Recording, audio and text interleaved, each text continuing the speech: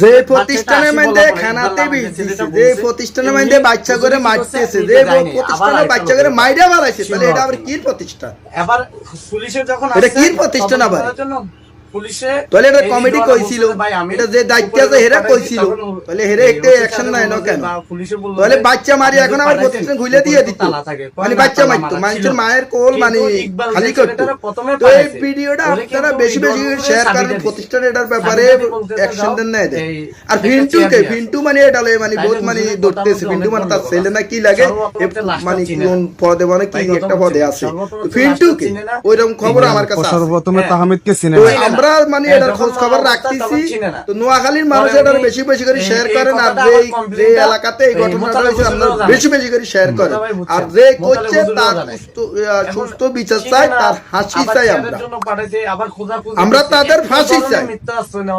দরকারটাই এখন আমরা চাই আমার বাগিনা সুস্থ। যাক, একটু পরে বলেন।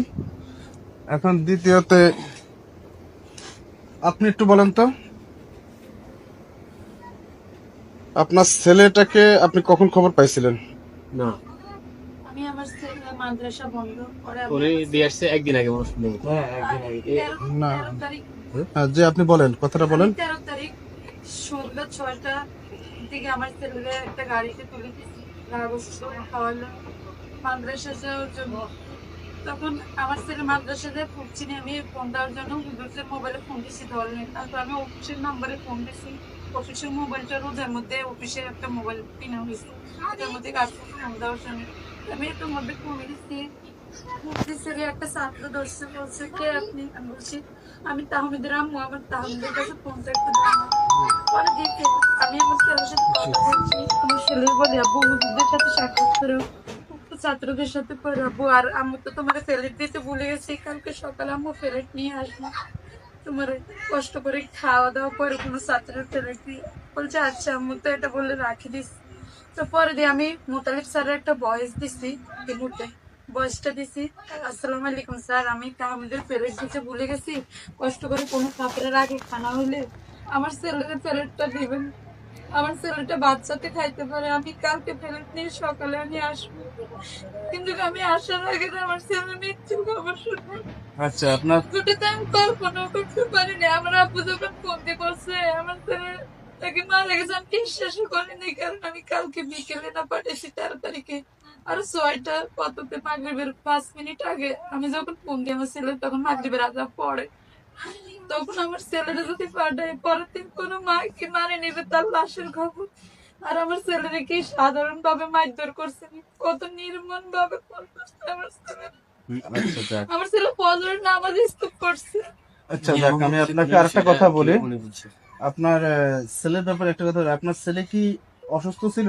না, আমার ছেলে কোনো অসুস্থ ছিল না, একদম সুস্থ। না, এই যে মিল্কি ম্যাডাম যাবেন আমরা না না, এগুলো মিথ্যা কথা। না, আমি ওই কথাটা জিজ্ঞেস করতেছি। আমার ছেলে কোনো অসুস্থ ছিল না, অসুস্থ থাকলে কোনো মা কি তার সন্তানকে পাঠায় দেয়?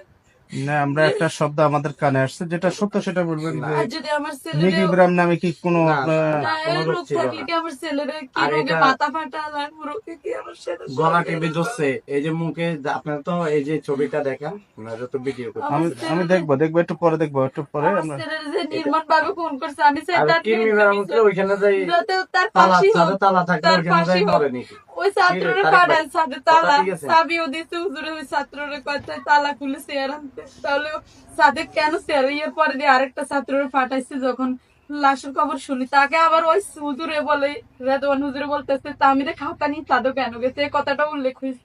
তাহলে আমার ছেলের কোনো খাতা নাই, বোর্ডিং এ আমার ছেলের কোনো খাতা আমি দিই নেই, আর এখন গরম তো শীতের খাতা তুষকের একটা কম্বল ছাড়া আমার ছেলের আর একটা উদিলা বালিশ ছাড়া কিচ্ছু নেই। এমন কি একদিন হুজুর ওই স্যারে আমার ফোন দিয়ে বলছেন যে আমাদের বাগিনা আপনার ছেলে যে অসুস্থতা মানে মিল্কি ম্যাডাম যে রোগটা কেমন, এখন এটা যদি গ্রামবাসীর থেকে যদি আমরা নিতে পারি অবশ্যই কেউ যদি আচ্ছা ঠিক আছে, আপনি যদি বলেন যে মিল্কি বেরাম আছে, আগে কি মাদ্রাসা মিল্কি বেরাম হয়েছে নি এরকম প্রমাণ? না, এই মাদ্রাসার বেশি না আমরা ভাই এই মাদ্রাসা না কোথাও হয়েছে এরকম প্রমাণ দেখেন একটা দিয়ে। এই গ্রামের থেকে বা আমাদের এরকম কোনো তথ্য- না, এরকম কোনো তথ্য আপনি পাইবেন না। এত সুস্থ বাচ্চা পাইবেন কোত্থেকে? আচ্ছা, এর বাবার লগে কি যোগাযোগ আছে? বাচ্চাটার? যোগাযোগ আছে, বাচ্চা যোগাযোগ আছে, এমনকি আমার ছেলের খোঁজ খবর উনি রাখেন, রাগে মাঝে মাঝে আসে, মাঝে মাঝে এসে দেখে এই দোকান থেকে বন টন নাস্তা আপনি আপনি বলেন যে মাঝে মাঝে কি আসি দোকানপাট থেকে খাওয়া দাওয়া দিয়ে যায় না? হ্যাঁ, দোকানপাট থেকে নাস্তা টাস্তা কিনে দিয়ে যায় উনি, আবার আমিও আমার সন্তানকে দিই। এমনি অন্য কোনো আর না, অন্য কোনো পারিবারিক ভাবে আর কোনো দ্বন্দ্ব নেই? পারিবারিকভাবে কোনো সমস্যা কোনো কিছুই নেই। আমার সন্তানটা দিয়ে ভাবে ওরা নির্মম ভাবে হত্যা করবে, কেন করছে? শুধু আপনাদের কাছে রিকোয়েস্ট, ওদের কাছ থেকে এটা এখন তদন্ত আপনারা বের যদি, করে আমি আমার আপনাকে একটা প্রশ্ন করি যে আপনারা যদি এই যে বাচ্চাটার ব্যাপারে এই বাচ্চা মারা গেছে, আমরা সকলে চাই যে বাচ্চারা সুষ্ঠু তদন্ত হয়ে সুষ্ঠু তদন্তের মাধ্যমে আসল দোষী সাব্যস্ত হোক, এটাই তো চান আপনারা। হ্যাঁ, আমি কিন্তু এটাই চাই। তদন্ত স্বার্থে এই যে মাদ্রাসাটা খোলা রাখতে হয়, যেটা প্রশাসনিক ভাবে বলা আছে যে আমরা বারবার আসবো আপনাদের এখানে তদন্ত করার জন্য, তাহলে ছাত্র মাদ্রাসা, সবাই ছিল না তো, ছাত্রই ছিল 15-20 জনের মতো, আর কোনো ছাত্র না না, আমি আপনাকে ওই প্রশ্ন করি নাই। ভাই কি বলছে সেটা একটু শুনি। আমি বলতেছি এটা যে কালকে- প্রশাসনিক ভাবে প্রশাসনিক ভাবে আমি বলি ভাই, ওই যে ওসি সহ যে কথাটা হলো যে এই মাদ্রাসার স্বার্থে, তদন্তের স্বার্থে এখানে আসবে, বারবার আসবে, তদন্ত করতে হবে। যদি আপনারা যদি প্রতিষ্ঠান বন্ধ রাখেন, না, প্রতিষ্ঠান আমাদের বন্ধ রাখার কোনো অধিকার নাই।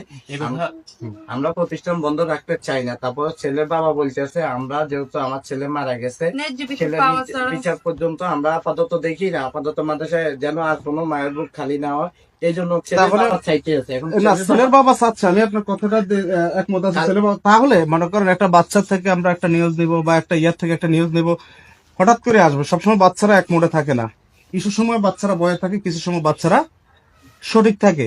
এখন আমি বাচ্চা পাবো কোথায়? যেমন আমরা এখন গেছি, মাদ্রাসায় গেছি, কাউকে পাই নাই।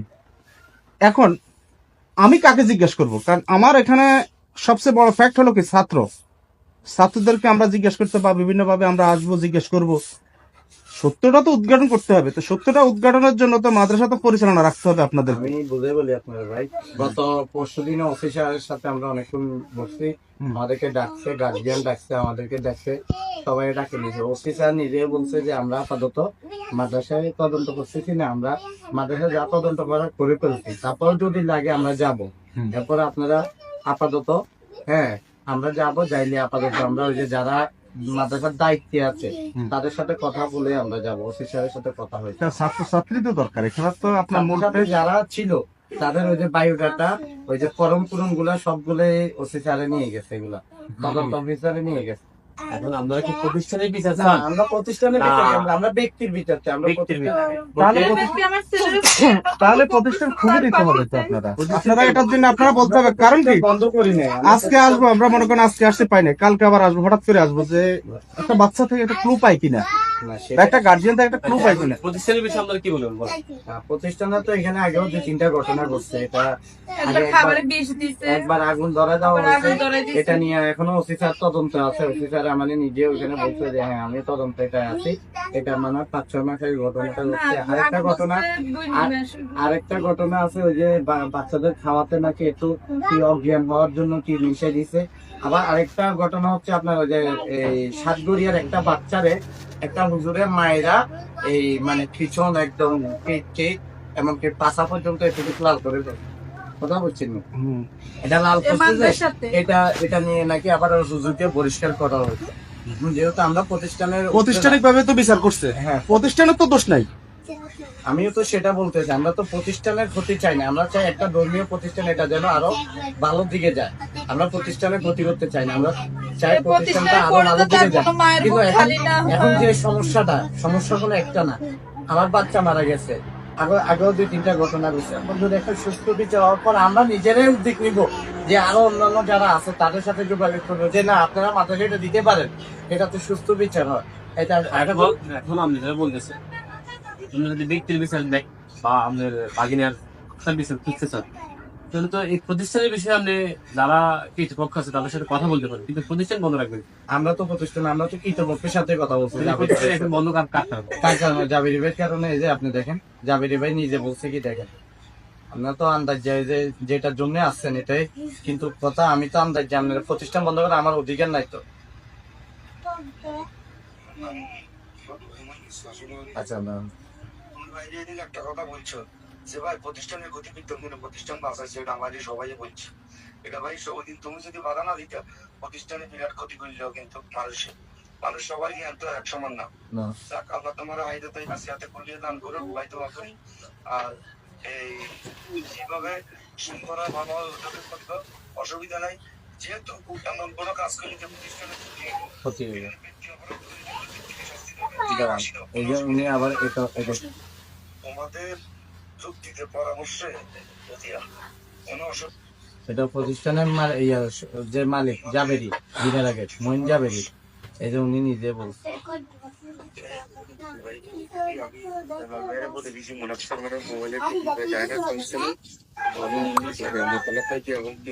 ওনারা সকালে মাদ্রাসা খুলবে, এগুলো মুক্ত করবে।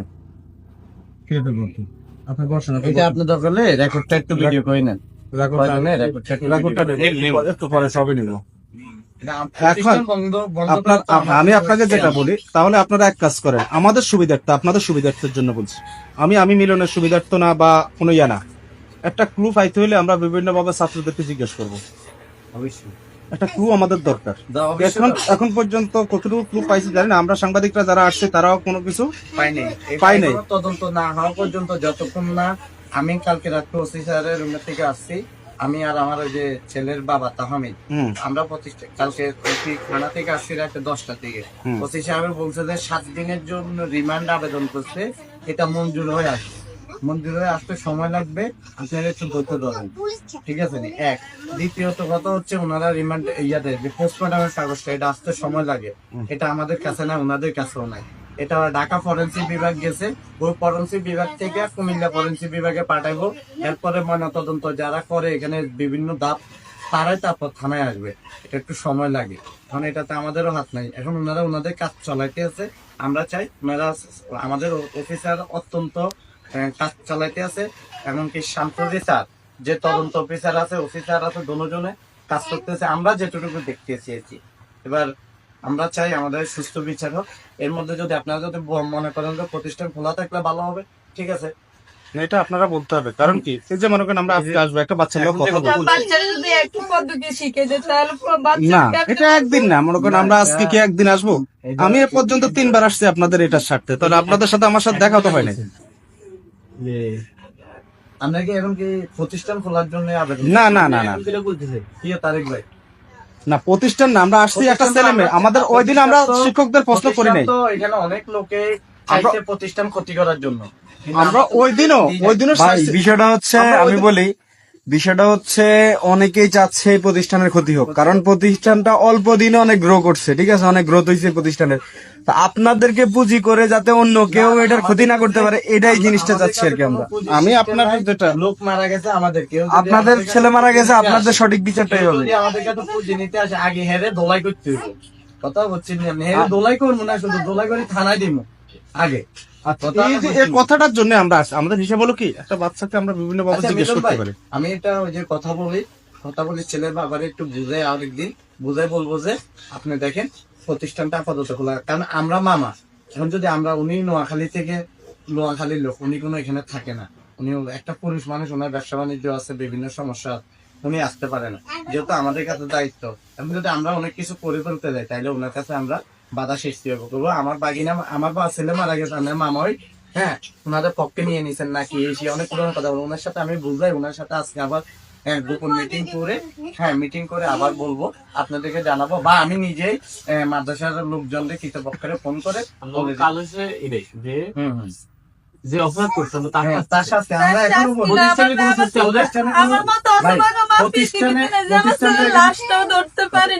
প্রতিষ্ঠানে তো এখানে কোনো ক্ষতি করে না। এখানে প্রতিষ্ঠানে আমরা তো আগেই বলছি, একটা ব্যক্তির জন্য একটা প্রতিষ্ঠান ধ্বংস হইতে পারে না। মনে করেন আমরা তিন ভাই, তিনটা হাতের পাট্টা মতো আর সমান না। আমরা 3 ভাই আছি। এখন আমরা বাবা মারা গেলে জায়গা সম্পত্তি নিয়ে বাগবাটা নিয়ে একটু ঝামেলা হবেই। এই জন্য আমরা প্রতিষ্ঠানের দোষ দিতে পারি না, আমার বাবার দোষ দিতে পারবো না, এটা প্রতিষ্ঠানের দোষ দিব না, আমরা একটা ব্যক্তির দোষ দিব। আমরা এক কথায় আগেও বলছি, এখনো কিংবা বলছি। যে অপরাধ করছে যে আমরা অপরাধী বলি। তদন্ত সাপেক্ষে তার অবশ্যই এখানে অপরাধী তো হয়তো একজন হইতে পারে, বা 3 জন হইতে পারে, বা 2 জন হইতে পারে। এই কথা এইভাবে বলছি, এই এখন যেটা বলছি যে হ্যাঁ আমরা এটা হয়তো আরেকবার ভিডিও করতে প্রয়োজন, আপনি এডিট করে এটা নিতে পারবেন, সমস্যা নেই।